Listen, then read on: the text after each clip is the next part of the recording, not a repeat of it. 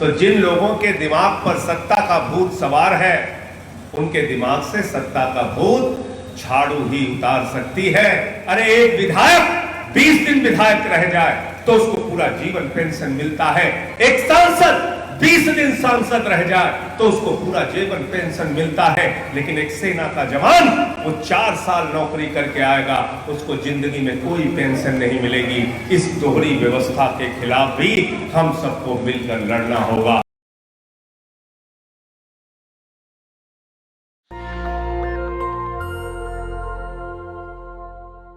और देखिए, ये प्रभु की कृपा है, ये राधा रानी की कृपा है, ये प्रभु श्री कृष्ण की कृपा है कि जिस भगवान श्री कृष्ण ने महाभारत में कौरवों का नाश किया, उनकी धरती से अन्याय और अत्याचार का नाश होने की कहानी शुरू हो गई है। यहां पे झाड़ू चली, यह अपने आप में बहुत बड़ी बात है। और मैं समझता हूं कि यहां से जो आशीर्वाद मिला है, यह आशीर्वाद पूरे उत्तर प्रदेश और देश में फैलेगा। प्रभु की कृपा से, कार्यकर्ताओं की मेहनत से 10 वर्षों के अंदर राष्ट्रीय पार्टी बनने का गौरव आम आदमी पार्टी को मिला है। यह कोई छोटी उपलब्धि नहीं है, बहुत बड़ी उपलब्धि। जब पदम फौजी जी और हम लोग रामलीला के मैदान में आंदोलन कर रहे थे, जंतर मंतर पे जन लोकपाल के लिए आंदोलन कर रहे थे, तो लोग हमारी हंसी उड़ाते थे, कहते थे लोकपाल बनाना है तो विधानसभा में आओ, लोकपाल बनाना है तो चुनाव लड़के दिखाओ, लोकपाल बनाना है तो लोकसभा में आओ। हमने हाथ जोड़ा, विनती की कि हमें राजनीति में नहीं आना, हमें चुनाव नहीं लड़ना, हमारे बच्चों को एक भ्रष्टाचार मुक्त हिंदुस्तान दे दो, एक सख्त कानून भ्रष्टाचार के खिलाफ बना दो। लेकिन बीजेपी और कांग्रेस के लोगों ने हमारा मजाक उड़ाया, आम आदमी को बार बार चुनौती देने का काम किया। तब हम लोगों ने मिलकर उसी जंतर मंतर पर तय किया कि अब हम राजनीति में आएंगे भी और राजनीति को बदलने का काम भी करेंगे। और पहला चुनाव जब हम लड़ रहे थे, फौजी जी और आप सब लोग भी प्रचार में गए होंगे। एक नेता इस समय दुनिया में नहीं है, नाम नहीं लेना चाहूंगा, बीजेपी के बहुत बड़े नेता थे। उन्होंने कहा 6% वोट आ गया और 2 सीट आम आदमी पार्टी की आ गई तो राजनीति से संन्यास ले लूंगा। लेकिन दिल्ली की जनता ने पहले चुनाव में ही आम आदमी पार्टी की सरकार बनाने का काम दिल्ली में किया। 2015 में फिर लड़ रहे थे, फिर बीजेपी कांग्रेस के लोगों ने मजाक उड़ाया। प्रधानमंत्री जी आए रामलीला के मैदान में, उन्होंने कहा ये केजरीवाल तो नक्सलवादी है, इसको जंगल में डाल देना चाहिए। मैंने कहा प्रधानमंत्री जी, राजनीति में इतना अहंकार अच्छी बात नहीं है। लोकतंत्र की मालिक तो जनता होती है, जनता जिसको चाहती है वो विधानसभा में जाता है, जनता जिसको चाहती है वो लोकसभा में जाता है, और जनता जिसको चाहती है अपने वोट की ताकत से जंगल में पहुंचाने का काम करती है। और दिल्ली की जनता ने 2015 के चुनाव में अरविंद केजरीवाल को 67 सीट देकर विधानसभा में भेजा और भारतीय जनता पार्टी को 3 सीट देकर स्कूटर पार्टी बनाने का काम किया। 2020 में फिर हम जीते, 62 सीटें आई। पंजाब में चुनाव लड़ने गए अकाली दल वाले, कांग्रेस वाले, और आज एक बात याद कर रहे थे केजरीवाल जी की, पदम फौजी जी। कह रहे थे बादल पर बिजली बनके टूटना पड़ेगा। तो पंजाब की जनता बादल, अमरिंदर और चन्नी पर बिजली बनके टूट पड़ी। 92 सीटें आई, 92 सीटें। और आपको अपने ऊपर गर्व होना चाहिए, भारत के लोकतंत्र पे गर्व होना चाहिए। पंजाब के मुख्यमंत्री चन्नी चुनाव लड़ रहे थे, उनके खिलाफ आम आदमी पार्टी ने स्कूल में काम करने वाले चपरासी के लड़के को चुनाव में उतारा। वो लड़का मोबाइल की दुकान पे कर्मचारी था, उसकी अपनी खुद की मोबाइल की दुकान भी नहीं थी। कहां पंजाब का मुख्यमंत्री, कहां एक चपरासी का लड़का, कहां पंजाब का मुख्यमंत्री, कहां मोबाइल के दुकान पे काम करने वाला कर्मचारी। लेकिन जब बक्सा खुला तो 30,000 वोटों से लाभ सिंह मुख्यमंत्री को हराता है। मुख्यमंत्री चन्नी हार गया, मुख्यमंत्री। पूर्व मुख्यमंत्री कैप्टन अमरिंदर सिंह चुनाव हार गया, पूर्व मुख्यमंत्री प्रकाश सिंह बादल चुनाव हार गए, पूर्व उप मुख्यमंत्री सुखबीर सिंह बादल चुनाव हार गए। बड़े बड़े सूरमा हार गए। और एक नेता तो पंजाब में ऐसे थे जो चुप ही नहीं होते थे, नवजोत सिंह सिद्धू, और दूसरा था एक विक्रम मजीठिया। दोनों एक ही सीट से अमृतसर में चुनाव लड़ रहे थे। आम आदमी पार्टी ने अपनी एक महिला वॉलेंटियर कार्यकर्ता को चुनाव मैदान में उतारा, जीवन ज्योति कौर। उसने सिद्धू को भी हराया, मजीठिया को भी हराया। यह है लोकतंत्र में आम आदमी की ताकत, जो मैं आपको बता रहा हूं। और यही काम आपने बरसाना में किया, बड़ी बड़ी ताकतों के खिलाफ।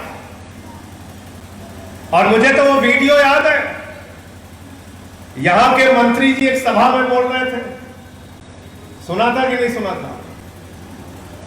मंत्री जी थे ना, है? कैबिनेट मंत्री जी थे। अरे बोले कुछ भी कर लो, बरसाना में तो जीतेगी भाजपा ही है। इसी स्टेट पे बोला था, इसी स्टेट पे बोला था। बोले कुछ भी कर लो, जीतेगी तो भाजपा ही। लेकिन बरसाने वालों ने कहा नहीं, राधा रानी की कृपा तो इस बार झाड़ू वालों पर होगी, झाड़ू वालों पर।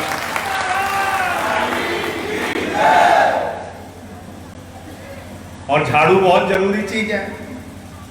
घर की सफाई करनी हो तो झाड़ू, मोहल्ले की सफाई करनी हो तो झाड़ू, जिले की प्रदेश की सफाई करनी हो तो झाड़ू, देश की सफाई करनी हो तो झाड़ू। और किसी के दिमाग पे भूत सवार हो जाए तो क्या चाहिए?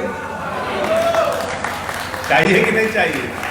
हम लोगों के यहाँ गांव में जब भूत सवार हो जाता है तो 4 लोग टांग पकड़ के उठा के लेके जाते हैं ओझा के पास। ओझा उसको मार झाड़ू, मार झाड़ू, मार झाड़ू, उसका भूत उतार देता है। होता है कि नहीं? मथुरा में होता है ना, होता है। तो जिन लोगों के दिमाग पर सत्ता का भूत सवार है, उनके दिमाग से सत्ता का भूत झाड़ू ही उतार सकती है। केजरीवाल कुछ नहीं कह रहे, केजरीवाल कह रहे हैं आप हमको वोट दीजिए, आप हमको वोट दीजिए, हम आपके बच्चों को अच्छा स्कूल देंगे। हम कुछ नहीं कहते, हम कहते हैं आप हमको वोट दीजिए, हम आपके लिए मोहल्ला क्लिनिक बनाएंगे, अस्पताल बनाएंगे, हम आपके लिए सड़कें बनाएंगे, हम बुजुर्गों को तीर्थ यात्रा कराएंगे। हम कहते हैं कि हम माताओं बहनों के लिए बस की यात्रा फ्री करेंगे, हम बिजली फ्री करेंगे, हम पानी फ्री करेंगे। भाजपा वाले कहते हैं केजरीवाल तो सब कुछ फ्री फ्री फ्री किए जा रहा है। अरे भैया, केजरीवाल जो जनता से पैसा पाते हैं वो जनता के ऊपर लुटाते हैं, और बीजेपी वाले जो जनता से पैसा पाते हैं वो अडानी के ऊपर लुटाते हैं। ये फर्क है। फर्क समझ में आ गया? फौजी जी को चेयरमैन के तौर पर जो भी यहां बजट मिलेगा वो आपके लिए लगेगा।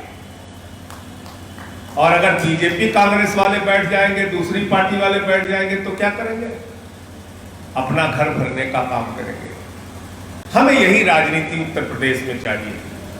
हमारा बहुत नुकसान हो गया 75 साल में। जब हम खबर पाते हैं कि हमारे बच्चों को मिड डे मील में नमक रोटी खाने को मिल रही है, जब हम खबर पढ़ते हैं कि 26,000 सरकारी स्कूल उत्तर प्रदेश में बंद हो गए हैं, जब हम खबर पढ़ते हैं कि 18 करोड़ नौकरियां नौजवानों को देने का वादा हुआ था, लेकिन काम तो कुछ हुआ नहीं। कहा गया था काला धन आएगा, और काला धन जब आएगा तो आपके खाते में 15 लाख रुपए आएगा। कहा गया था किसानों को उनके फसल का दाम 2 गुना मिलेगा, लेकिन 750 किसान सड़कों पर बैठ के आंदोलन करके 1 साल में शहीद हो गया। कहा गया था इस देश के अंदर महंगाई कम होगी, लेकिन हमने देखा पेट्रोल का दाम, डीजल का दाम, सरसों के तेल का दाम, टमाटर का दाम, अदरक का दाम, लहसुन का दाम, बच्चों के दूध का दाम, यहां तक कि कैंसर और किडनी की दवा का दाम बढ़ा। इसलिए मैं आप लोगों से कहना चाहता हूं, वोट देने जाइए। तो प्रधानमंत्री जी ने एक बार कहा था, जब अपना वोट देने के लिए जाना मित्रों, तो घर का सिलेंडर देख के जाना। कहा था कि नहीं कहा था? तब सिलेंडर का दाम कितना था? 450 रुपए। आज सिलेंडर का दाम कितना है? 1200 रुपए। तो जब 2024 में अपना वोट देने के लिए जाना, तो घर का सिलेंडर देख के जाना, मोटरसाइकिल भी देख के जाना। कितने का टमाटर खरीदते हो, कितने का बच्चे का दूध खरीदते हो, याद करके जाना। हमसे कहा गया 1 नेशन 1 टैक्स होगा। जीएसटी का कानून लेके आ गए। छोटा मोटा व्यापार यहां बहुत सारे लोग करते होंगे। क्या 1 नेशन 1 टैक्स है? क्या एक देश एक कर की प्रणाली है? अरे भैया, रोटी पे 5% और पराठा पे 18% टैक्स है। ये कौन सी टैक्स की प्रणाली है? इसलिए जीएसटी के नाम पर भी हमको बेवकूफ बनाया गया। मैं आप सबसे एक ही बात कहना चाहता हूं कि ये प्रेम की नगरी है, भगवान कृष्ण की नगरी है।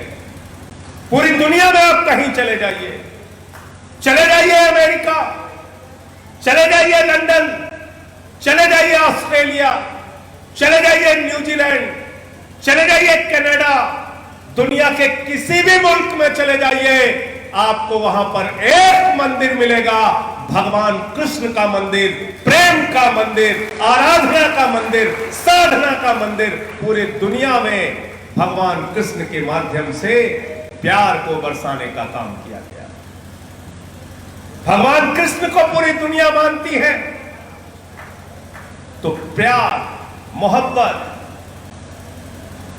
एक दूसरे के प्रति स्नेह, इसके रूप में मानती है। और आज प्रभु का नाम लेकर कुछ लोग हमें लड़ाने पे लगे, प्रभु का नाम लेकर कुछ लोग हमें बांटने पर लगे।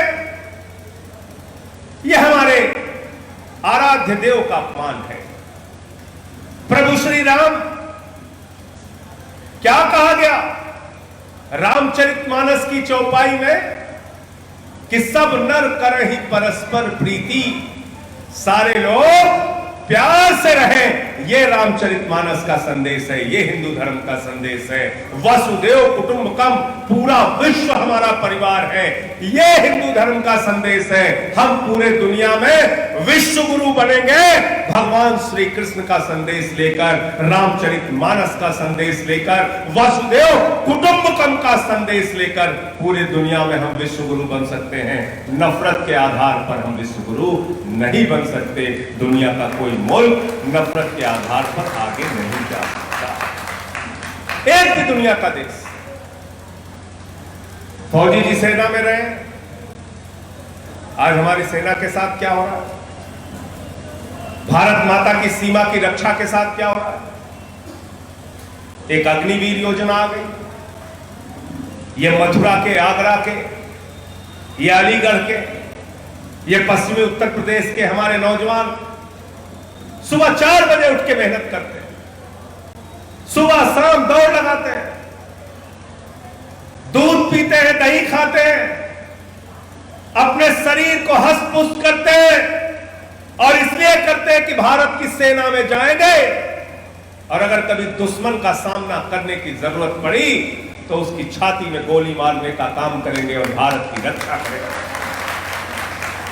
इसलिए मेहनत और परिश्रम करते हैं। आपने अग्निवीर योजना लाके भारत की सेना और भारत माता के साथ गद्दारी करने का काम किया है। 17 साल में एक नौजवान सेना में जाएगा, 6 महीने की ट्रेनिंग लेगा और उसके बाद सियाचिन में उसकी ड्यूटी लगा दी जाएगी। आप मुझे बताओ कैसे दुश्मन देश का सामना करेगा जब उसको पूरा प्रशिक्षण नहीं मिलेगा। तो ये 4 साल की नौकरी, उनको कोई पेंशन नहीं, उनको कोई सुविधा नहीं। अरे एक विधायक 20 दिन विधायक रह जाए तो उसको पूरा जीवन पेंशन मिलता है। एक सांसद 20 दिन सांसद रह जाए तो उसको पूरा जीवन पेंशन मिलता है। लेकिन एक सेना का जवान वो 4 साल नौकरी करके आएगा, उसको जिंदगी में कोई पेंशन नहीं मिलेगी।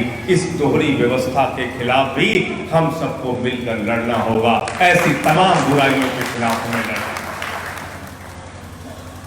और इसलिए अंत में आप सबका एक बार फिर से आभार व्यक्त करते हुए 2 मांगे यहां मेरे सामने रखी गई। एक फौजी जी ने कहा कि यहां पर बस की सेवा शुरू की जाए। मैं कल ही जाकर जो अपने ट्रांसपोर्ट मिनिस्टर हैं उनसे ये कहूंगा कि अगर यहां 3 साल पहले तक, 10 साल पहले तक अगर यहां दिल्ली से बरसाना के लिए बस की सेवा प्रारंभ थी तो उसको बंद क्यों किया गया, उसको फिर से चालू किया जाए, जिससे दर्शनार्थियों को आने जाने में कोई असुविधा नहीं। दूसरा विषय विद्यालय के प्रबंधक महोदय ने उठाया और फौजी जी ने बसों की बात कही। हमारी एक लिमिटेशन है। मैं दिल्ली के सांसद के तौर पे 5 करोड़ रुपए हर साल पाता हूं सांसद निधि में, जिसमें से 20 लाख रुपए बाहर मैं लगा सकता हूं।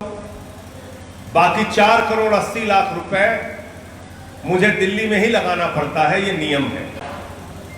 लेकिन मैं फौजी जी से एक ही वादा करता हूं, कुछ काम सांसद निधि के बाहर भी होते हैं, लोगों से अपील करके, अनुरोध करके, चंदा लेके भी होते हैं। तो आपकी ये कठिनाई जो बसों को चालू करने वाली है, बच्चियों के लिए ट्रांसपोर्टेशन की जो प्रॉब्लम होती है, उसमें भी आपके साथ सहयोग करके उसका भी समाधान हम लोग करेंगे। अपने निधि से करना होगा तो, और निधि से नहीं भी हो सकता है तो कुछ लोगों से CSR का फंड होता है, बहुत सारी कंपनियों को कुछ एक निश्चित राशि खर्च करनी होती है सामाजिक कार्यों में, तो उसके लिए भी मैं बात करूंगा। आप सब ने मुझे यहाँ बुलाया, इतना सम्मान दिया, बहुत बहुत आभार, बहुत बहुत धन्यवाद। नेशनल दस्तक की आपसे गुजारिश है कि अगर इसको बचाना चाहते हैं तो नेशनल दस्तक को सब्सक्राइब करने के लिए रेड कलर के सब्सक्राइब बटन को दबाएं, फिर बेल आइकन की घंटी दबाएं। नेशनल दस्तक को बचाने के लिए बहुत जरूरी है कि हर खबर को शेयर करें, लाइक करें, कमेंट जरूर करें।